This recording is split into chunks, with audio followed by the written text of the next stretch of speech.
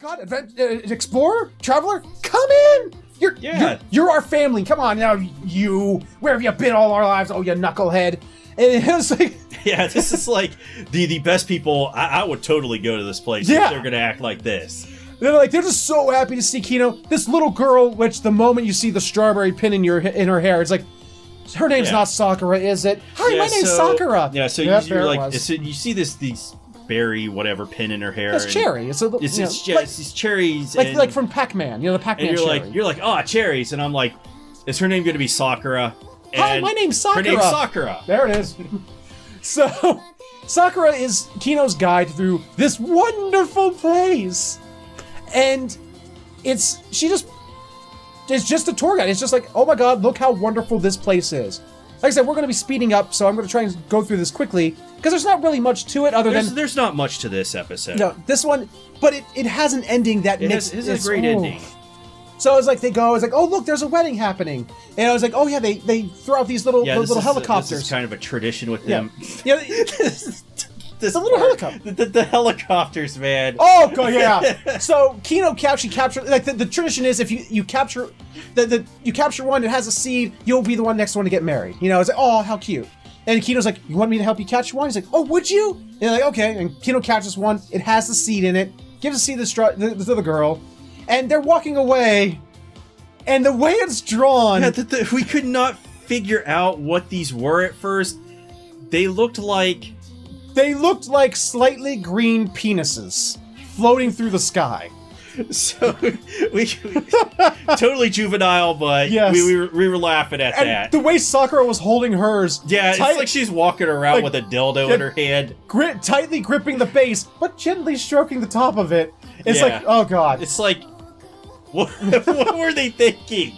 This is like the worst drawn helicopter scenes ever. We don't. For those who don't know, we're not actually talking about helicopters. It's just what we, I've grown up calling this type we call of them seed. up here, It's this kind of seed that comes off of trees during like the fall or whatever, and they spin around. Yeah, I don't know if you've seen this. It's like a seed pellet that has a little like leaf on it, technically. Yeah. And as it comes down through the air, it spins. Then we call it a helicopter. So the seed's important. There's a reason I brought that up.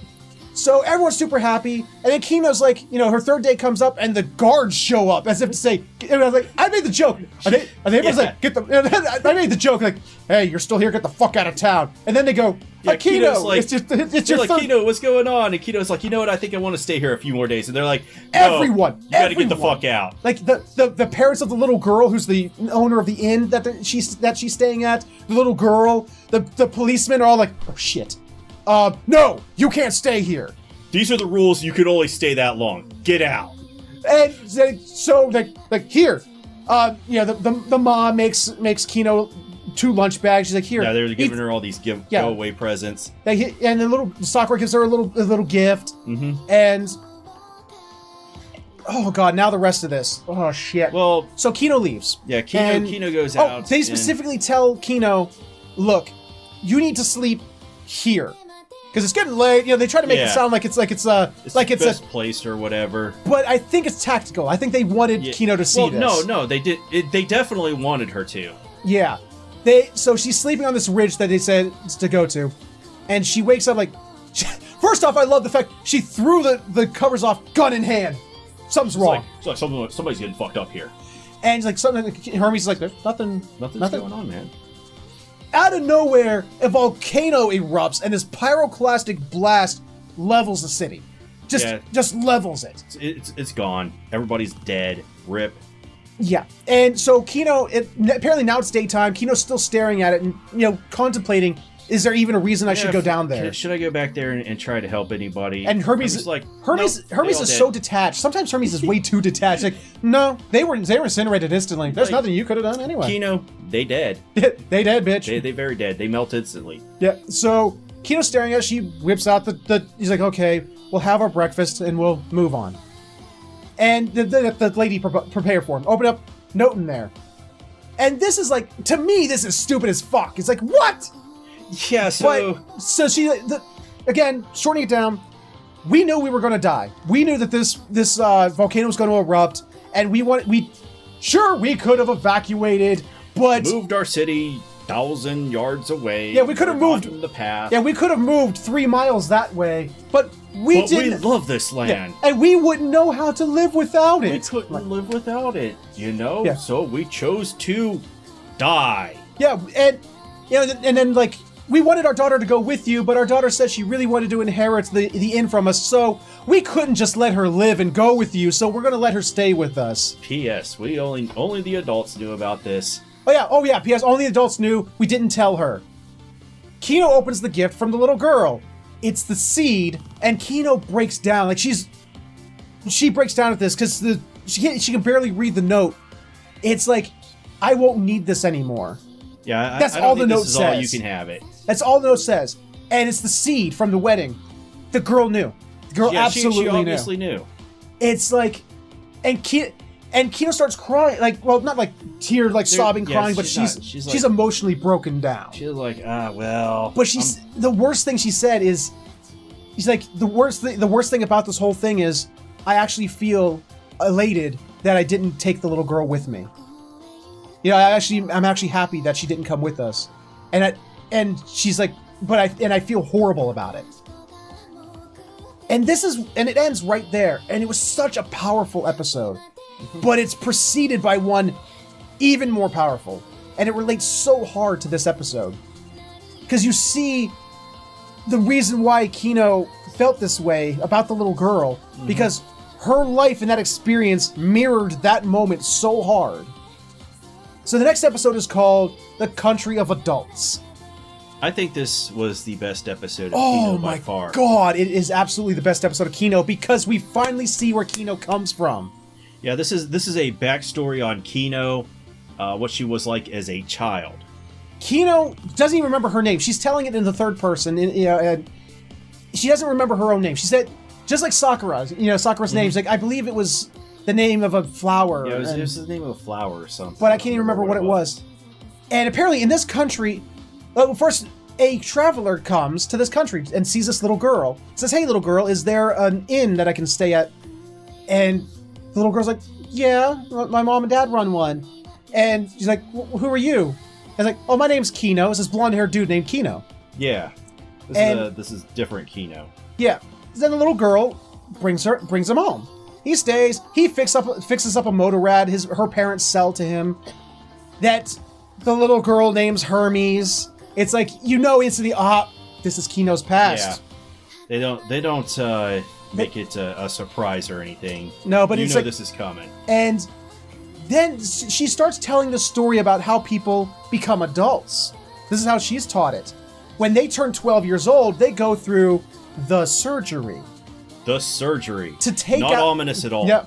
That surgery is designed to take out the child in you so that you can be a proper adult.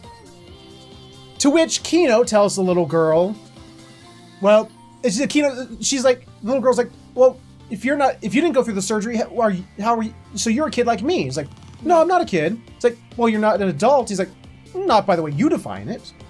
And he's like, then what are you? He's like, I'm just a traveler. That's what I am. I go from place to place and do whatever I feel like. And planting these ideas of freedom in her head. And she basically then asks her parents, oh my god, this scene.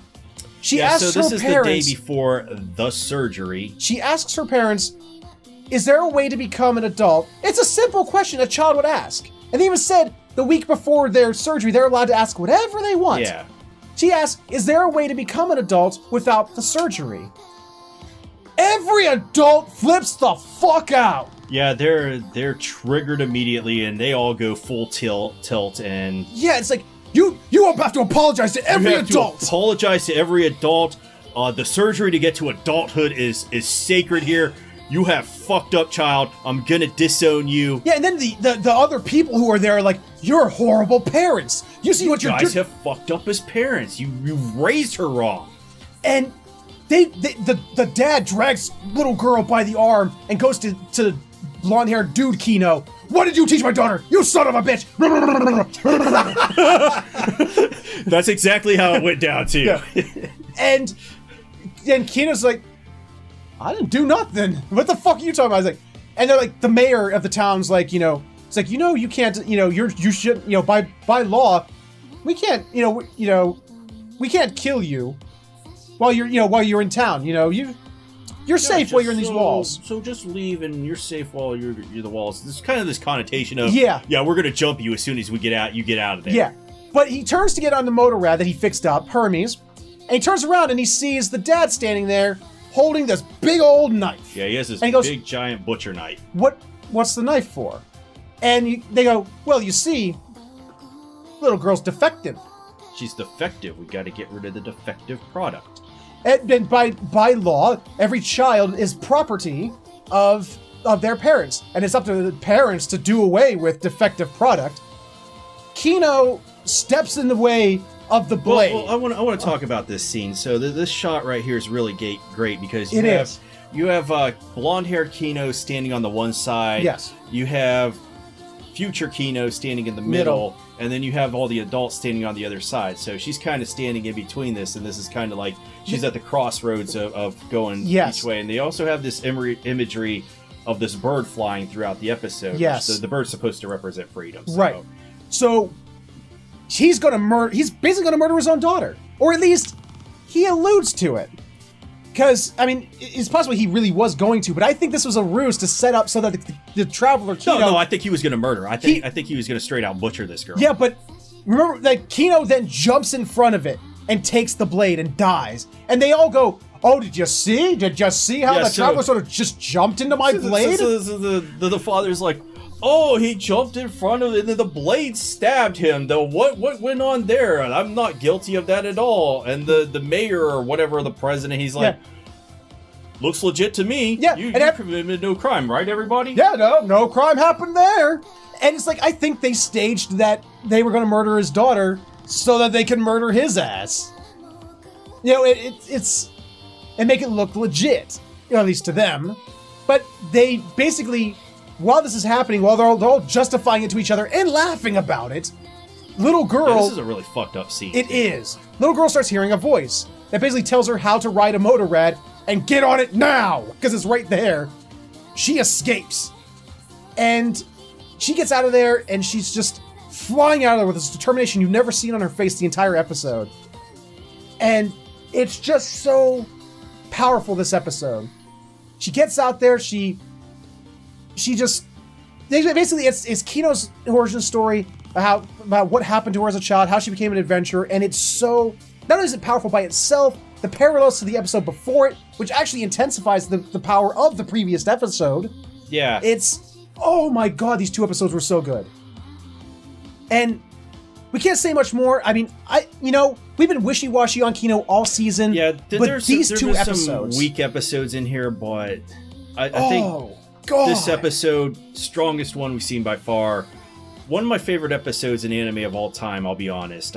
Yes. This killed it. And it absolutely did. In more ways than one. But, and that's when Hermes is talking to Kino and asks, well, what's your name? Because she's never given her name the whole episode. And she just randomly says the word Kino because she's traumatized. She's a child.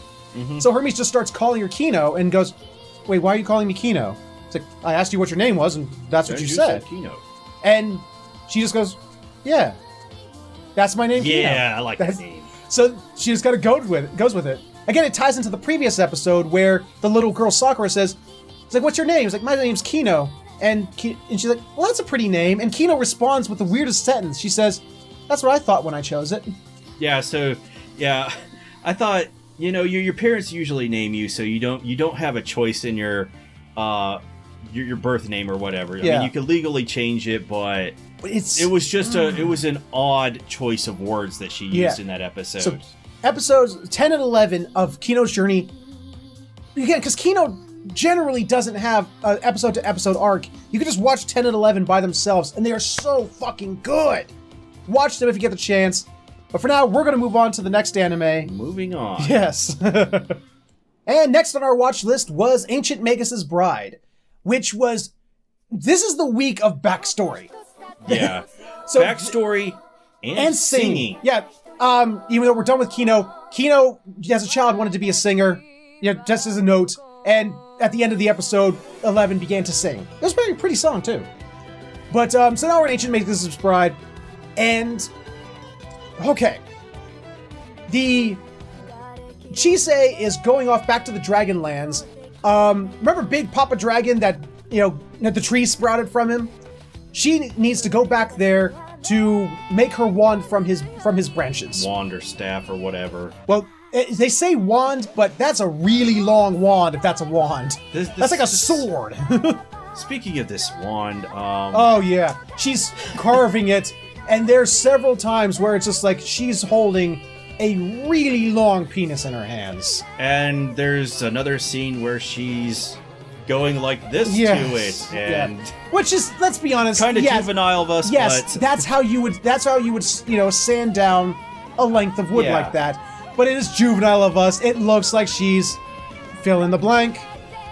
So she goes to Dragonlands, which is kind of cute because she gets to meet up with one of the child dragons she met before, which grew up really fucking fast.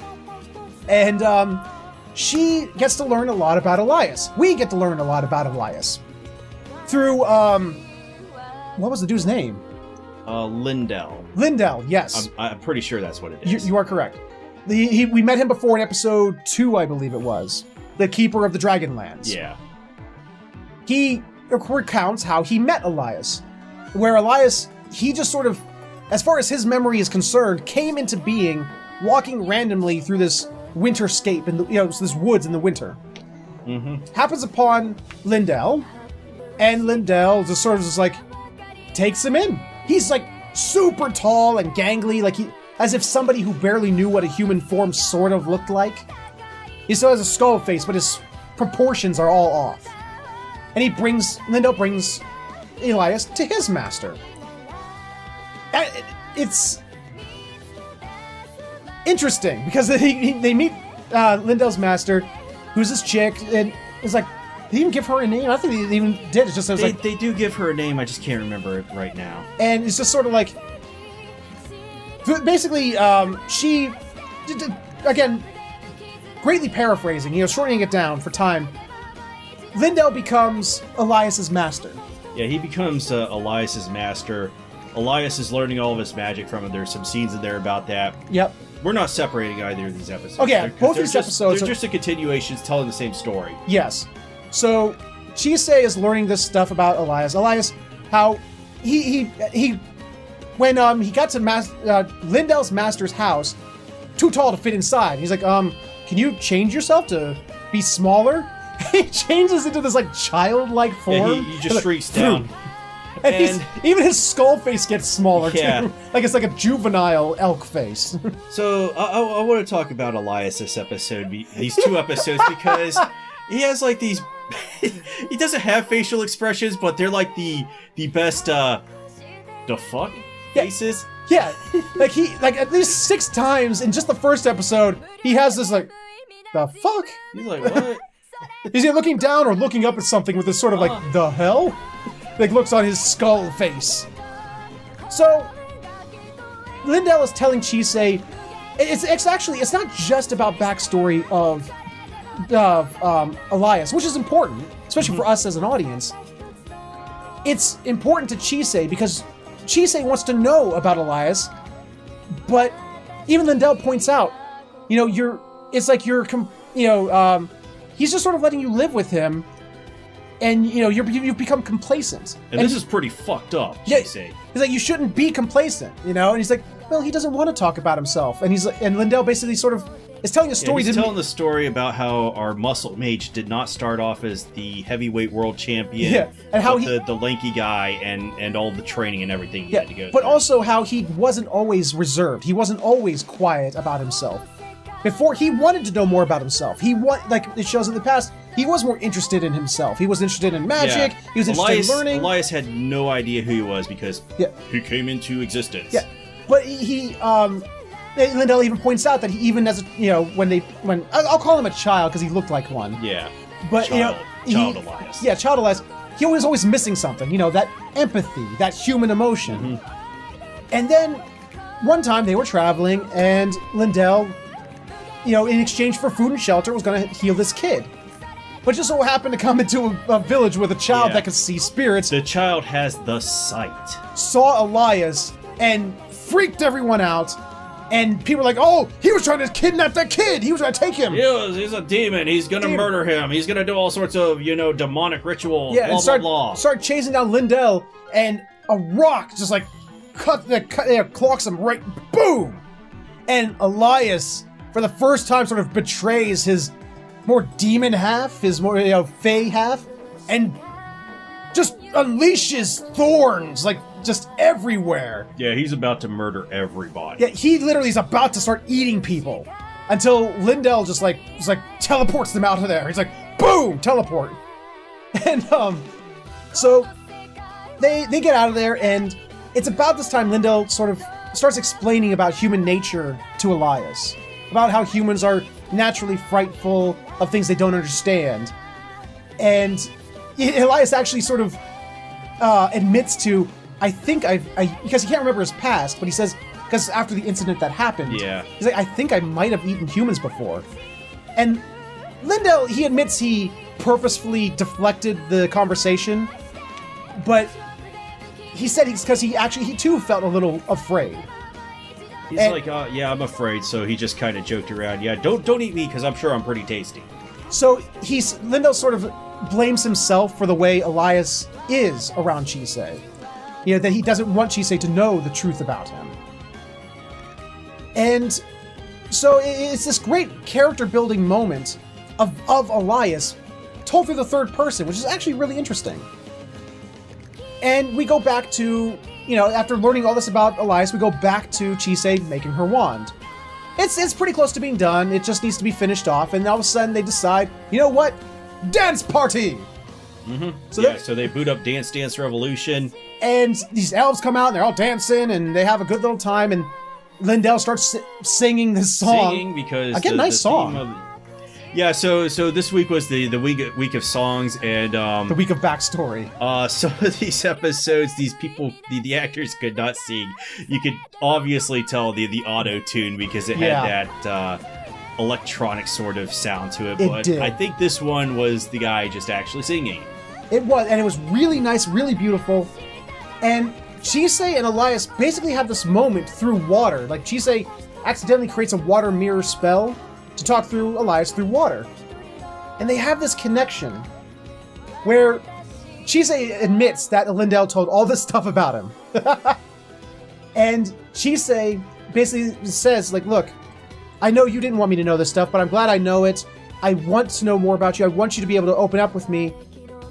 But I'm going to have to open up to you too. There's all these things I want you to know about me. And the episode sort of cuts right there. And it makes me excited to see what next episode's going to hold, but just like Lustrous, there's one episode to go! There is not one episode to go. This show is actually continuing into the next season. Yes, that's why I'm not as worried about it as I am with Lustrous, because there is getting another season. But I'm wondering what they're going to do for a finale. Because, again, this is just like Lustrous. We've had all these fucking questions and no answers. Well, I'm sure they're going to answer the questions because, this is just a two-core series, and it's going into the winter season, so I'm sure we're going to get answers, especially because Chisei doesn't really care about all this. Oh, Elias might be a monster, so you need to stay away from him. She doesn't care. She likes him, so... Yeah. There's got to be some romance subplot going on here. Well, there's not got to be. Well, there is. Well, that's the thing. Even Lindell sort of pointed out, like he even asked, basically without asking her, basically says, "Is there a romance?" He says basically, you're just complacent. And she even admits, it's like, well, Elias was the first person not to throw me out. Was the first person not to hate me. So yeah, I'm complacent.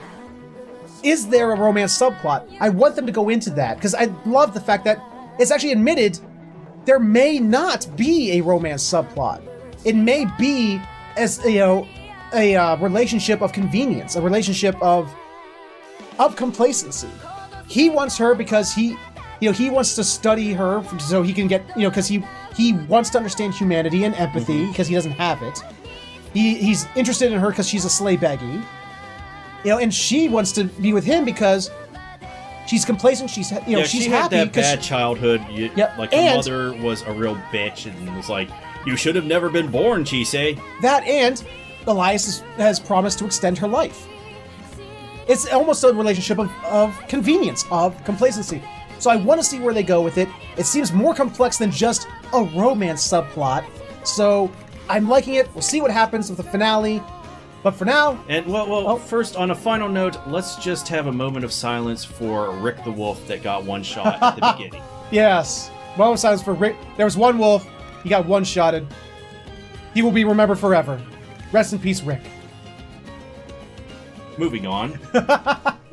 Okay, so the last episode this week, last 2 episodes, are Girls' Last Tour. And I have a real important question. What is your favorite food? Bullets. Yeah, bullets. Yes. So we'll get into that in a little bit, but... Teaser! Okay, so we're following our favorite demented duo. Yes. Cheeto. I'm like cheese. I'm like Cheese. I'm thinking Cheeto. they're Cheese. No, Cheeto and you. So they're going through this. They find the biggest train in existence. Yes. This thing apparently, remember the big quadruped robot thing from the last episode? Apparently this transports them around. Yeah, it's transporting them around. They get in it and they're taking a trip. And they have this great philosophical discussion. What was it philosophical? This mathematical or discussion about speed and speed. Earth rotation and how clocks work. Yeah, so use like...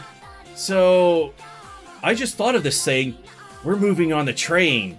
And she's like, my mind has been blown. It's like, wait, aren't we going faster than the train now? Yes, it's so funny. And then Cheeto proceeds to give her a science lesson. Then gives her a lesson on clocks. And she's like, see, a clock, for every one rotation of the Earth, the clock rotates twice. Like, you mean the clock moves faster than the planet? No way. There's no way it can move that fast. It's just so funny. So it's just, the first 2 halves of this episode, they're not really much to talk about. It's actually one of the weaker episodes. Yeah. Until the third half. The third half. Huh? Shut up. The third portion. Shut up. The third portion of this episode is called Capture. And they proceed to capture a penis. A penis. They capture a penis with that has eyes, a mouth, and 4 legs that can also speak by somehow transmitting radio wavelengths telepathically to the radio that's around Yu's neck. I have no words. They think it is a cat at first. And it's like, it starts repeating, like, Cheeto is like, oh, it's just repeating the last word it hears from us. And it's actually starts learning just like that. It's like learning language like really fast. And he's like, are you a cat? And because of the word cat in Japanese, you changed one syllable and it sounds like it's cut. It's one of those Japanese things where you could just change a little bit of the word and it changes the meaning entirely. So they go from cat to cut. So now this is a cut.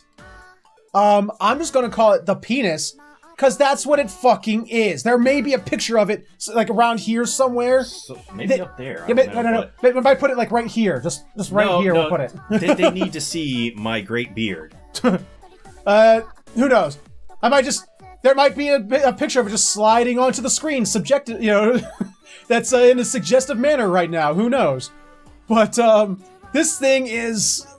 It's undeniably there's they no made way a getting penis. Around it. It's just goddamn penis. It's like the phallic imagery this past couple of weeks. 2 weeks that we watch it today. I mean, so they basically it's the third portion is them meeting this talking penis and they adopt it. They've adopted it, and it was cute, but the whole episode. I mean, you wanted it. Yes. You wanted to eat the goddamn penis. Wait till the next episode. We'll get there. So we're in the next episode now, okay? They're traveling, and I think it's pretty much in the beginning. Yu is in the back. Oh, no, it's close to the beginning. No, it is the beginning. No, the part I'm thinking of, it's coming up. Yu is in the back with our talking penis. With our talking penis. And she's like, oh, are you hungry? Like, we don't see it. We just see Chi driving along. And Yu's in the back with penis. And, will you eat it? Oh, you will eat it. What will it eat? Bullets. She turns around and just shows Cut, and it's like it's the shape of a bullet is like in its mouth, and it just sort of swallows it. So you starts to give us a lesson on different bullets. Yeah, We've got it's like Cut. What's my name? Yuri. Was it Yuria or Yurio? It's you. It's like, you. It's and you. What's her name? Cheeto. And what is this? Bullet. It's like, yes, it is a bullet. All of a sudden, you start speaking. Turns into a fucking bullet weeaboo. It's like, no, technically, this is a 6.5 millimeter bullet. Yeah. So she starts bringing up bullets and giving the Cut a lesson in bullets. This is the .16. This is the .20. Yeah. It's like, I wonder if you can eat a 20 millimeter. And Cut goes, I can try. And proceeds to put sock on this bullet.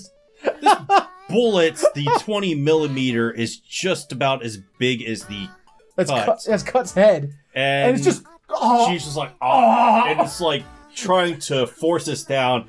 Long story short, he does eat the 20 millimeter bullet, but yes.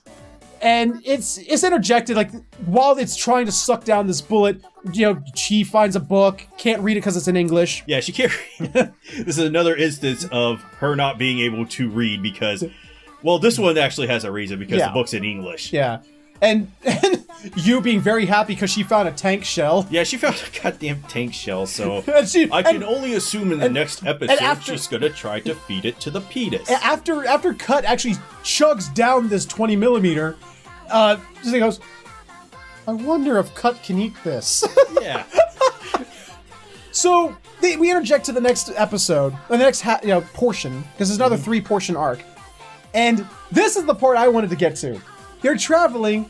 You and Cut are sleeping in the back of their tank bike. Tank bike, whatever. And tricycle. she's holding Cut, and the top of Cut's mouth, head is in Yu's mouth. She is nibbling on and sucking and drooling on the top of this very penis-shaped animal. It's like, oh my god. The imagery in this episode is... God. It's unambiguous. No, this is... She is sitting there sucking on a dick. Yes, she absolutely is sucking on a dick in her sleep. And they wake up because they're like, oh, what was that noise? What's the noise? And shit starts falling from the sky. Like nuts and bolts and giant planks of steel. And they like, oh, fuck, we gotta get out of here. It's an action scene. Oh shit, an action scene in Girls Last Tour. Shit. What's going on here? And they like, oh crap, and they get out of there. They get to the other side and like, oh man, what happened? What happened? And they look over and they see the remains. You remember we see the giant quadruped robot and the little robot. There's a giant human-shaped robot. There's a fucking Gundam sitting there. So Featherhoof, what does a Gundam have to do with Girls Last Tour? Nothing. Except that I think that this is actually alluding to how the world ended. Because their first instinct is to go, oh look, a giant robot. Let's go inside it.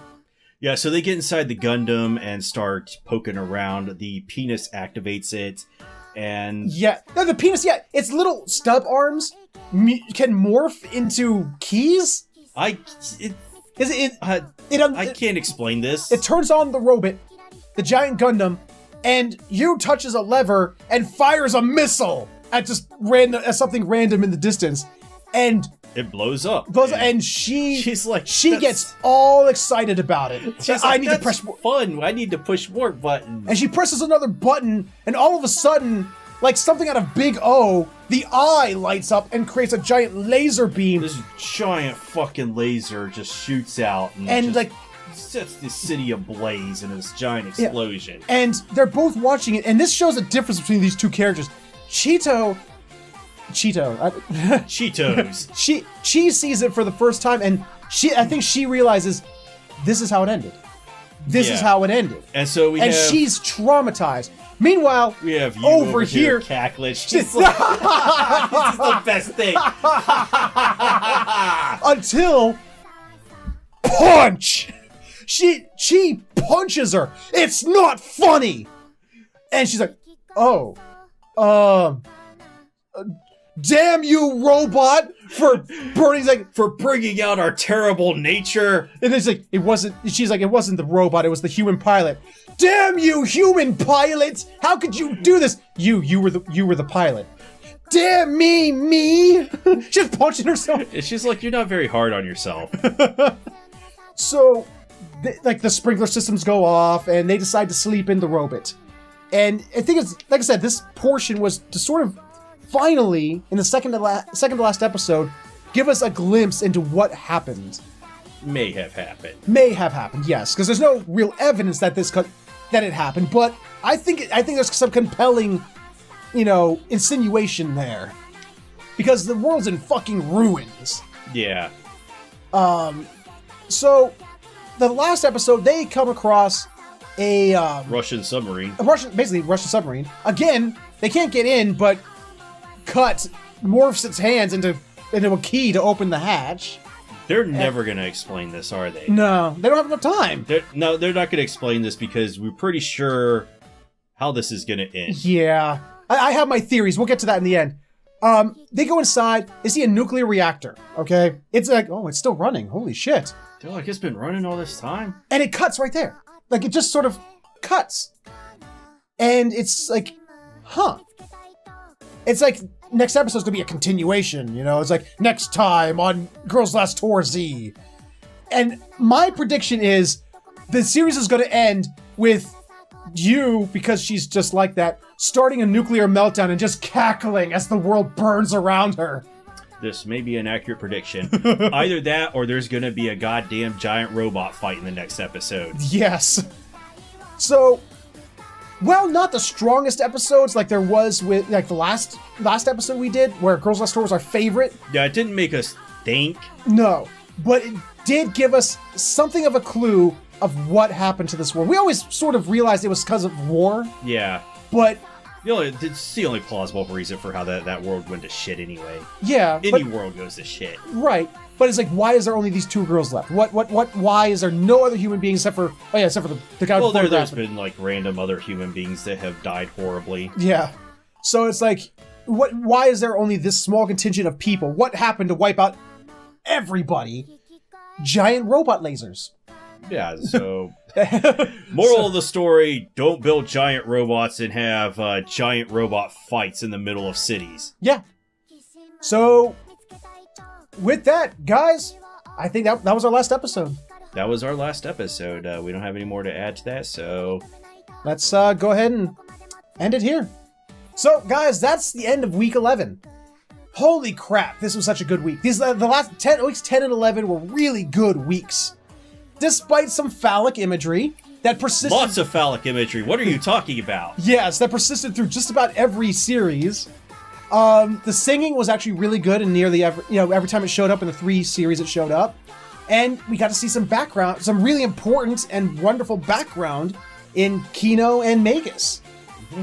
Oh, this is such a good week. Such a good 2 weeks. Yeah, I'm pleasantly surprised that Kino redeemed itself after that. No, it didn't just redeem itself. Those were fantastic episodes. Well, it had to redeem itself after, we totally bashed it for that 1 week where... Oh, yeah. We're just like, oh, this is the worst thing ever. Get it away from us. Well, I never say that. Well, maybe you did, but... I probably did. So, guys, we got 1 week left. Next week is the finale. All the finales. So we're going to talk about that next time. Hope you're looking forward to it. I know I am. Are you?